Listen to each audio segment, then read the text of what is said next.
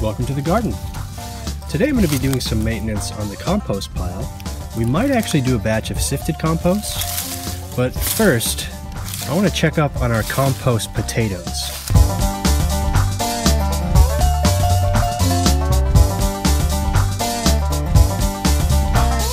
Let's just take a little look here. Okay, I see a couple potatoes. They don't look great. This has a bunch of bore holes in it, probably just from worms and stuff living in the compost pile. That one's actually got a decent size. Kind of looks like a peanut. And this was just for fun. Now, I just threw a random rotten potato in here and it sprouted. So that's kind of cool. I'm just going to toss these back into the compost pile though. I'm not going to eat these. Well, let's just look and see what we've got going on down here. See how everything is decomposing. Compost is a little bit shiny, a little bit heavy with water. So we'll add some dried leaves just to even that out. Luckily, this time of year there's dried leaves everywhere. So I'm stashing some in our storage bins to use next spring and summer. I've got to make some room for our sifter here.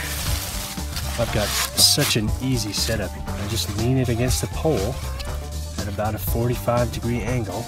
That pole actually anchors the compost in too, so it doesn't slide down the hill.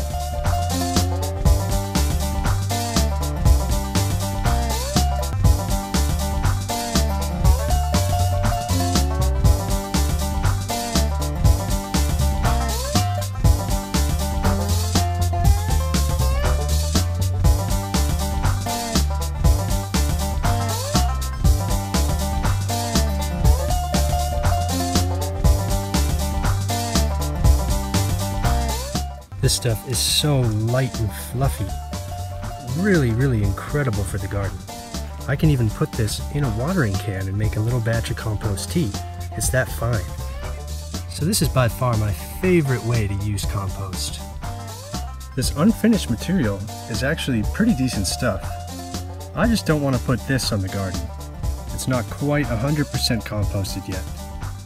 I'm going to keep this side open and pile in a whole bunch of dried leaves. That'll allow us to access it even when the pile's frozen solid.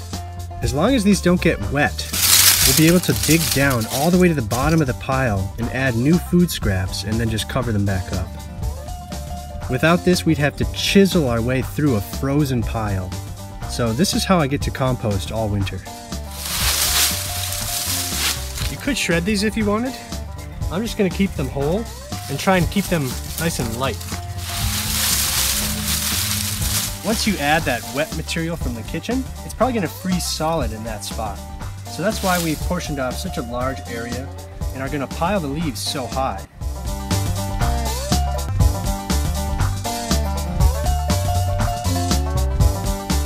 I had them stored kind of compressed, and I wanted to break apart those blocks of leaves. This way they're all kind of evenly lined up, so we'll be able to sneak in.